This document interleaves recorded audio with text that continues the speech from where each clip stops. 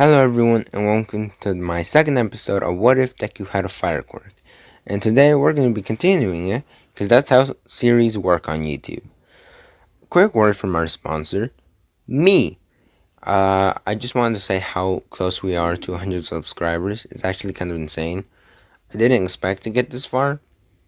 Then again, it's not really surprising. I had like almost a year. But I also took like half of that off because I'm a lazy shit. It's coming out June 25th, I believe, and yeah, back to the what if. Deku currently can produce three 24-inch fireballs, but he can combine smaller ones and he can cause fires with the flames and he can control those fires. Deku takes notes and is still pretty much the same person, just slightly more confident in his own ability and capability. The sludge villain attacked in part 1, and the only thing that really changed is Deku managed to survive for 2 minutes while All Might watched. And All Might just one-punched his ass.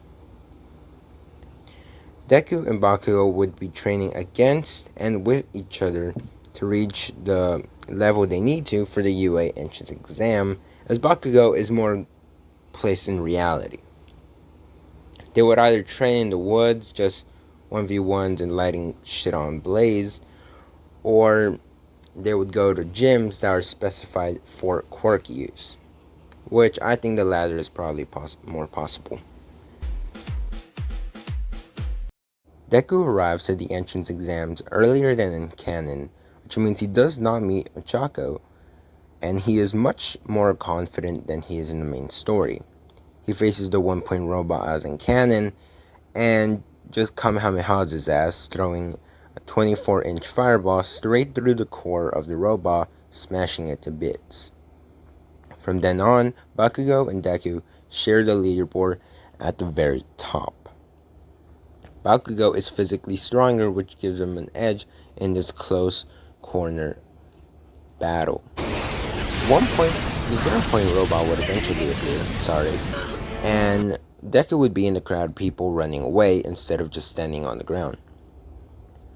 He would see Ochako for the first time, and since he is slightly more prideful, he'd still just jump in, and with all the training, he would just join in with Bakugo to taking on the robot. Deku jumps onto a combined fireball, two smaller fireballs that he combines into one, and it makes a small platform for him. He jumps on top of it, and Bakugo follows suit, using his own explosions. Bakugo uses his largest explosion on the core of the robot, while Deku makes his largest fireball up to date right on the palm of his hand, squeezes it, and punches the robot at full capacity, destroying the robot in its entirety.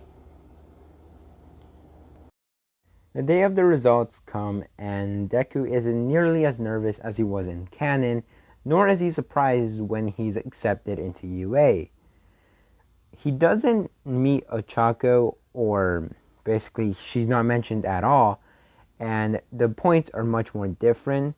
Bakugo passed with 77 combat points, but now he has a mixture of points, 68 combat, 15 rescue points. While Deku, instead of passing purely on the rescue points when he rescued Ochako, he would pass with 45 combat, 35 rescue, as he has to split beating the robot with Bakugo. Bakugo would still be first, and Deku would end up second. Bakugo would be seen as brute strength, but would still be praised for his rescue points, while Deku is overall the best one in the class after the exam. The first day at UA arrives, and Aizawa starts off the exam as per usual and threatens the students with expulsion if they're last. Bakugo goes first as he's still the number 1 in the class and makes a performance pretty hard to one-up afterwards. Deku is unable to use his quirk because Aizawa activates his quirk and threatens him with expulsion if he burns the ball. Deku activates his quirk, but a much weaker form of it, and makes a smaller punch, technically I guess you could call it, and throws the ball further than Bakugo. Aizawa is very surprised with this, and Mineta is actually kicked out of UA because he's the last one. Thanks for watching, greatly appreciated.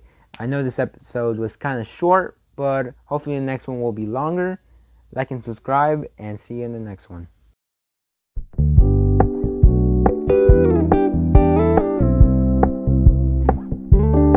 We're gonna keep it low-key, keep it softly spoken, with no strings tying you to me.